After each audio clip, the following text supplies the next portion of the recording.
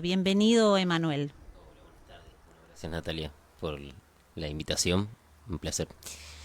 Sí, la verdad que ha tenido mucho revuelo, por así decir, Sí, el título de la conversación.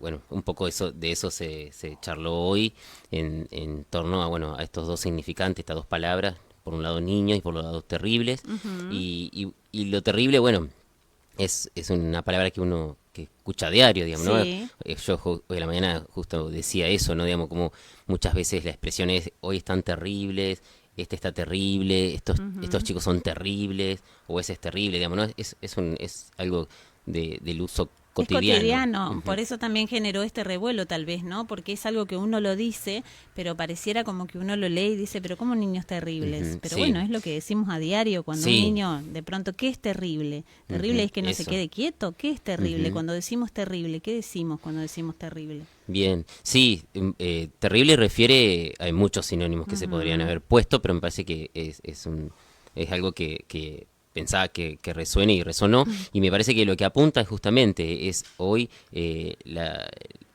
lo que está exacerbado en relación a la conducta, al ujú, cuerpo, ¿no? La hiperactividad, ujú, la hiperquinesia de los niños, en esto de, bueno, en referencia a la hipermodernidad, también en ujú, esto de cómo hay una desregulación en torno a la conducta de los niños, ¿no? Están atravesados por el exceso, ¿no? ujú. Todo es muy en el exceso, por lo cual la conducta también responde en esa lógica del exceso. Y bueno, creo que todo eso viene al lugar de lo terrible.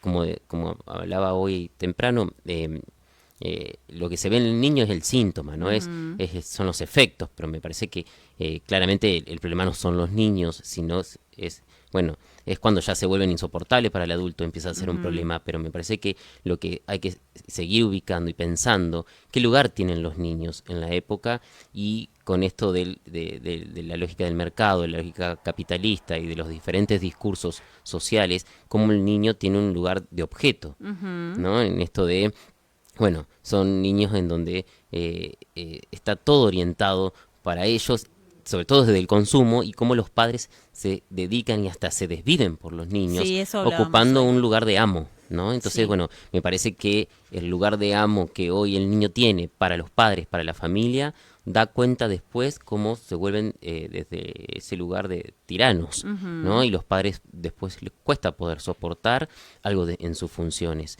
Lo que se ve en la época y la lectura es, bueno, madres omnipresentes, todas presentes, todas dedicadas y padres muy débiles en sus funciones, ujú. ¿no? Entonces son niños que quedan realmente acaparados por esta relación dual con la madre en la mayoría de los casos, ¿no? Después hay caso por caso que poder pensar, pero en una generalidad hay algo de la terceridad, del corte entre Ujú. este lazo primario que es la madre y el niño que hoy no No se ve. existe. De Ujú, hecho, lo que más surge y lo que nos llegan a las consultas es cómo hasta tardíamente los niños duermen con las madres, ujú. son asistidos en muchas cuestiones cotidianas por las madres y hasta se vuelven estos niños, bueno, amos de ella, ¿no? Les pegan a las madres, no hacen caso. Y después hablamos cuando en la adultez, cuando hay tanta violencia de género y cuando vienen Sí, esos temas, ¿no? Y bueno, siempre uno va a la raíz y se va hacia atrás y se ve también que generalmente, no sé si generalmente, pero siempre detrás de un hombre adulto también hubo una madre que lo crió con ciertos valores, ¿no es cierto? exactamente. Entonces hoy también todas estamos en ese colectivo pero todas somos mamás que parimos a Ujú, esos varones ujú, y todas somos mamás con la responsabilidad de la crianza, también los papás, pero las mamás también más ujú. incluso la responsabilidad de la crianza de esos varones que hoy como adultos tal vez son violentos, tal vez, bueno, tantas Sí, cuestiones, y ¿no? sobre todo también lo que viene a trastocar y hacer un cambio profundo en las nuevas generaciones y en las nuevas subjetividades que se van viendo más que Ujú, nada en la infancia, es un poco esto de el modo de cómo se constituye una familia hoy. ujú, Hablaba de que en la modernidad era por la pareja conyugal que se armaba hasta jurídicamente una familia. Hoy es a Sí. partir de un hijo que legalmente se constituye, se funda una familia. Esto quiere decir que el niño sigue siendo el centro y el que sostiene los lazos, y muchas veces hoy se habla más de reproducción, de producción, porque los niños se pueden ir a producir con la ciencia, en los bancos de esperma, en los bancos en donde, bueno, una madre sola puede pedir ser inseminada y tenerlo sola, o hombres solos, que vemos casos de famosos que tienen hijos solos, ¿no? Monoparentales, bueno, homosexuales, ¿no? Como el niño queda como un objeto preciado, ¿no? Que hay que tener a cualquier condición. Todo se nuclea, digamos, en torno al niño, Al niño, ¿no? exacto. Entonces, el niño tiene ese lugar, por un lado, el lugar de objeto, como un objeto preciado, un objeto narcisista de cualquier adulto. También eso. Exacto. Y por otro lado, el niño amo, porque el adulto va atrás del niño, cuando en otra época el niño iba atrás del adulto. Claro. Hoy al adulto le cuesta mucho ponerle límite al niño por miedo a que el niño piense que es un mal papá, que encima que no está, que está trabajando, que no sé qué. Entonces cuesta eso No, también. interfiere exactamente la cuestión jurídica, porque los niños hay que te dicen, eso está mal, te voy a denunciar, le voy a contar, voy a hablar, y jurídicamente hoy el niño es una figura muy fuerte, o sea, tiene derechos, Sí. digo, ¿no? Y eso también lo fue desplazando a un lugar de poder y de amo, aunque el niño ni sepa, ni puede, Sí. por su momento, poder disponer ni autodeterminarse, y esto hablábamos hoy, que también generó debate en la conversación, en la cuestión de género, ¿no? Como un niño hoy se puede autodefinir según el Sí, género. totalmente. Cuando no está en algún punto, en un momento lógico, por así decirlo, en la constitución psíquica. Sí, madurado, digamos, claro, ¿no? En una maduración dispuesto psíquica. a poder definir eso. Igual la ley ampara, hace oír, ¿no? En calidad de derecho, las voces de estos niños y los empujan a la hormonización en algunos casos, Sí. ¿no? O los mismos padres. Hay madres que se sienten orgullosas de que su hijo eso haya te iba a elegido decir. una posición sexuada cuando tiene 8, 9, 10 años. Entonces, me parece que todo eso hace, ¿no? Como el niño hoy queda solo. Se autodetermina con la teoría del apego, con la teoría del colecho. El niño tiene que decidir cuándo dejar la teta, cuándo dejar la cama de los padres, cuándo dejar los pañales. El niño decide todo. Y eso lo deja solo, porque un niño no puede decidir. ¿A qué edad el niño alcanza su maduración como para definir, por ejemplo, su sexualidad? Sí, generalmente no es, o por lo menos, bueno, yo desde Eso el lado del desde tu- psicoanalista, exactamente, como porque- psicoanalista, digamos, no pensamos en términos biológicos o madurativos, sí, por eso te decía antes de tiempos lógicos, que son tiempos de la constitución psíquica que, si bien es variable, porque es también no se puede dar una generalidad, pero se espera que después de la adolescencia haya realmente una definición y una elección de objetos, se llama, y una posición sexuada. Pero, como estas referencias, tanto paterna como materna, están en déficit, no está la posibilidad de la identificación. No hay la posición sexuada se arma por identificaciones, digamos, ¿no? Por una identificación. Entonces, al faltar estas figuras, hay una desorientación muy grande. Entonces, hoy cualquier niño se identifica a cualquier cosa. Claro. Y a lo que venga, y a lo que ve también en las redes. Entonces, Sí, que eso es terrible. sí, Todo lo que, una... puede consumir hoy un niño.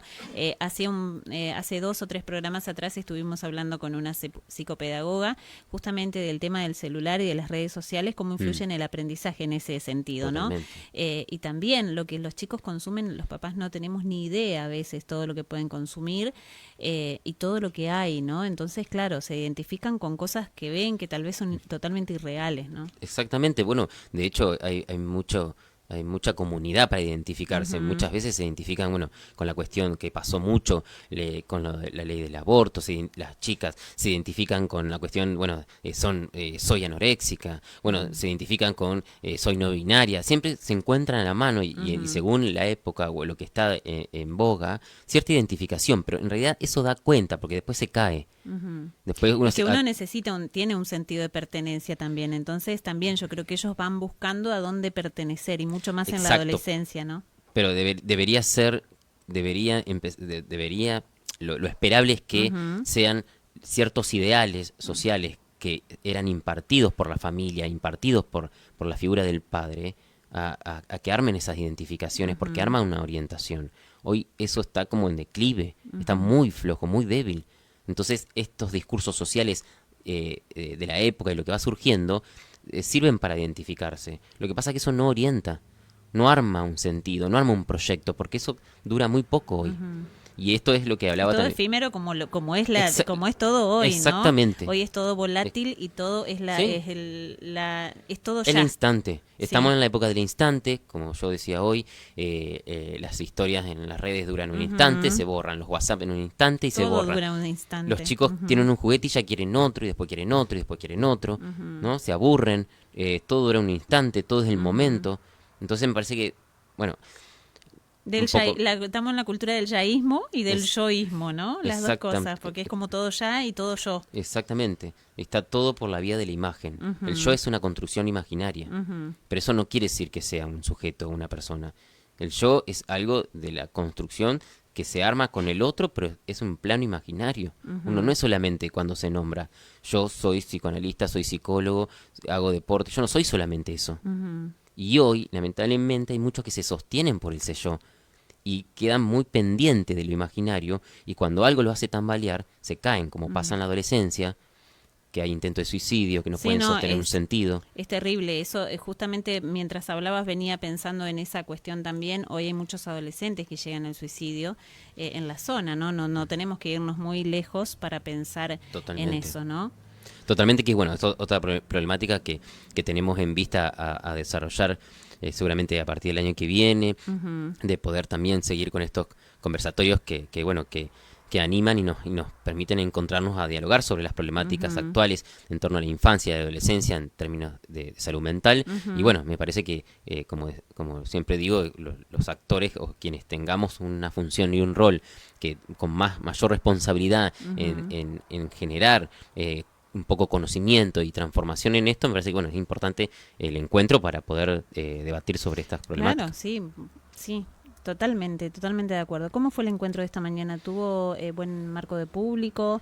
Bueno, me decías en tu relato recién que hubo un poco de debate, que es esperable y que es hermoso. Es hermoso que vos pongas un título y que eso genere, porque está bueno que genere algo. Entonces, eso yo creo que es una forma también de llamar y de que alguien se interese. Si tal vez ponías otro título y tal vez no generaba, y está bueno generar, debate, porque quiere decir que la gente se interesa y que tiene su postura y uno se abre a otras posturas y a otras formas de pensar también, ¿no? Y a veces en ese relato de alguien también uno encuentra algo que tal vez no era lo que yo pensaba, entonces son muy enriquecedores estos encuentros. Sí, y aparte por ahí lo gracioso es cómo resuena cada palabra o cada significante, cómo resuena según quien lo lee, digamos, ¿no? Y me parece que eso también es interesante porque, bueno, habla de quién escucha y de quién mira, cómo eso atraviesa o toca algo de lo singular. Totalmente. Digamos, ¿no? Que eso es inevitable, eso uno no puede escapar a eso. Sí. Pero bueno,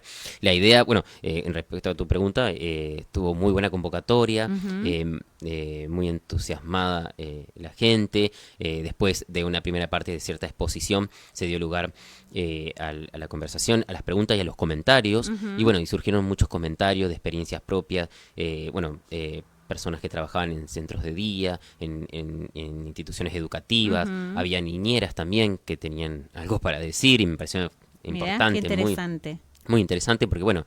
¿En qué lugar se ubica? Analizando un poquito vos, que, bueno, estuviste en la charla y como psicólogo también, ¿en qué lugar se ubica la niñera hoy, no? ¿Sustituye a la mamá? Exactamente. Y de eso ¿El padre le da el poder de sustituir? De eso se debatió bastante porque, bueno, en este caso la niñera presentó su caso, estaba muy angustiada, muy preocupada por la situación del niño que acompañaba, porque, bueno... había una situación familiar que el niño lo que manifestaba era problemáticas en la conducta, en la escuela, pero bueno, había toda una cuestión también con la escuela y cómo ella quedaba, que hasta la madre misma se lo decía como su segunda madre, digamos, ¿no? Pero a la vez saber que el niño reconoce que no es su madre, que la niñera no es su madre. Y la responsabilidad que debe sentir esa niñera también, porque ella está ofreciendo un servicio de niñera, no de sustituta de su mamá. Pero no estaba de la mamá tan preocupada chico. y angustiada como una madre. Pero lo que se pudo conversar es que el niño reconoce quiénes son sus padres. Y tal vez habría que poder pensar si su conducta también es un llamado, una demanda a tener los padres. Y claro, que están en este caso muy ausentes, ¿no? y tal vez para los papás también es más fácil desligarle ese rol a la niñera, porque también es así, el papá Sí. es como que bueno, A no veces está no es- nunca, no se- entonces le Sí. desliga esa responsabilidad a la niñera, indirectamente o directamente, ¿no es cierto? Sí, Entonces sí. también hay todo un contexto ahí en la Sí, familia, en el chico. es cierto que también esto es un efecto, como decía antes, de la época, porque bueno, me parece que en esto de todo ya y consumir todo y tener todo y vivir todo, los padres también, todos estamos atravesados por eso, porque vivimos en este sistema capitalista, quedamos atrapados en esta manía del consumo y del trabajar para consumir, y los padres quedan atrapados también en eso.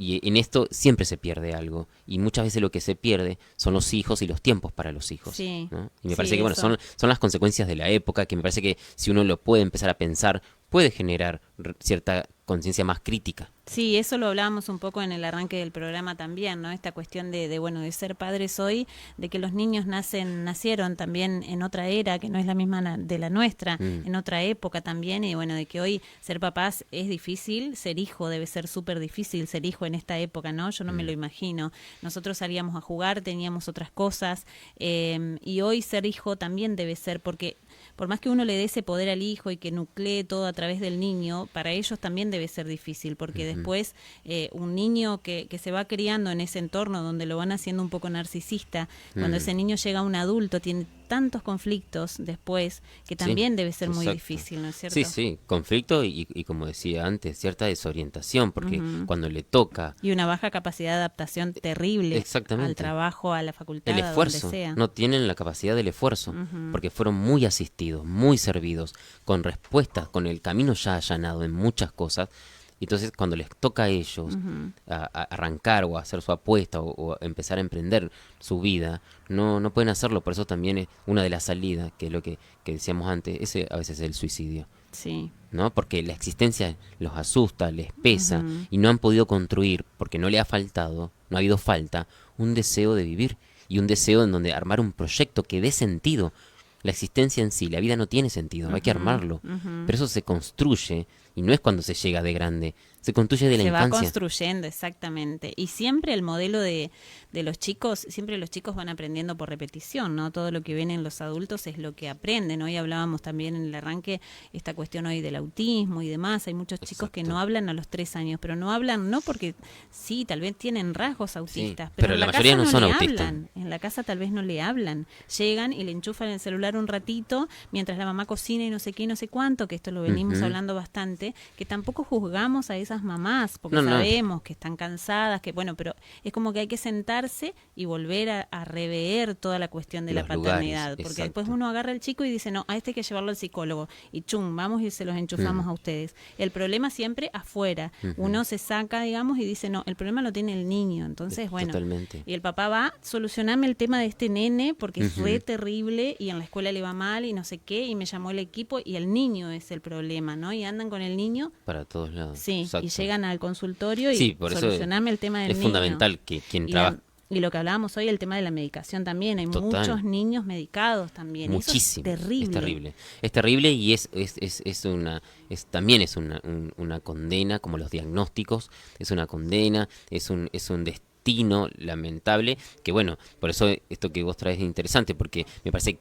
quien aborde la problemática o cualquier problemática o la población infantil tiene que trabajar con los padres de una manera, y eso lo hablamos hoy Sí. en la charla, de una manera activa. Sí. Las instituciones tienen que trabajar con los padres de una manera activa. Ellos son actores activos en las problemáticas de la infancia. Sí. No pueden quedar afuera de esto.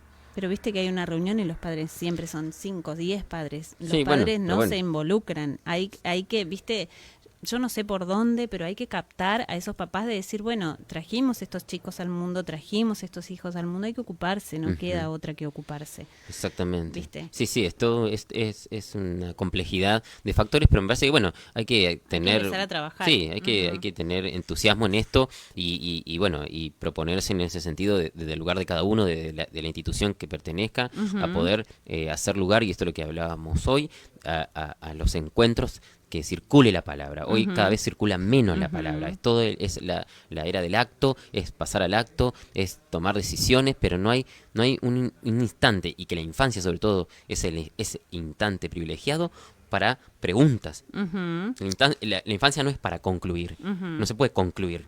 La infancia es para preguntas, es para abrir qué es lo que quiere ese chico, qué posición va a tomar. No se Sí. puede pensar que la infancia es un momento de concluir. Por eso es muy difícil creer que un niño o un puber puede determinar qué género va a tener. Mm, Porque eso es un momento de concluir que viene mucho después. ujú. Por eso las instituciones como los adultos tienen que propiciar espacios a la circulación de la palabra y a las preguntas.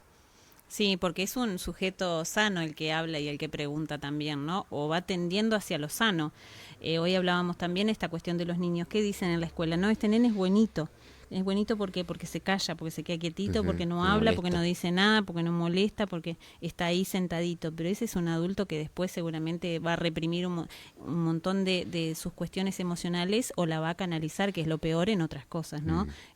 En consumos, en consumos. Hoy hay un montón de Sí, sí. consumos, la misma tecnología. También Ujú, hay muchos sí, casos ya de alto consumo y bueno, hoy los casinos online, todas sí. esas cuestiones que por ahí el que es quietito, calladito, metido en su mundo, hay que ver también en qué anda esa persona o en Seguro. qué va a andar después cuando sea grande. No que el buenito es el mejor, a veces el buenito es el que hay que ver a ver qué es lo que pasa que no habla, ¿no? Exacto, y eso hoy también lo trajimos, y está bueno lo que decís, porque la prevención de estas cuestiones también apunta a que los adultos estén atentos Ujú, a rasgos y a signos que puedan llamar la atención en un niño. Es el adulto el que tiene que poder leer algo de eso, que a veces no hace falta tanto ruido que haga un niño, ujú. sino al contrario, como Hace bien más ruido el decís. que se queda calladito a veces. Exactamente, y me parece Ujú, que es importante ubicar algo de eso, detectar algo de eso, hacer hablar algo de eso. ujú. Que un adulto pueda hacer eso, eso ya es algo que puede llevar a prevenir un montón de cuestiones. Sí, ¿Sí, no? sí, absolutamente. Bueno, interesantísima la charla de hoy. Se nos está yendo ya casi nuestro programa.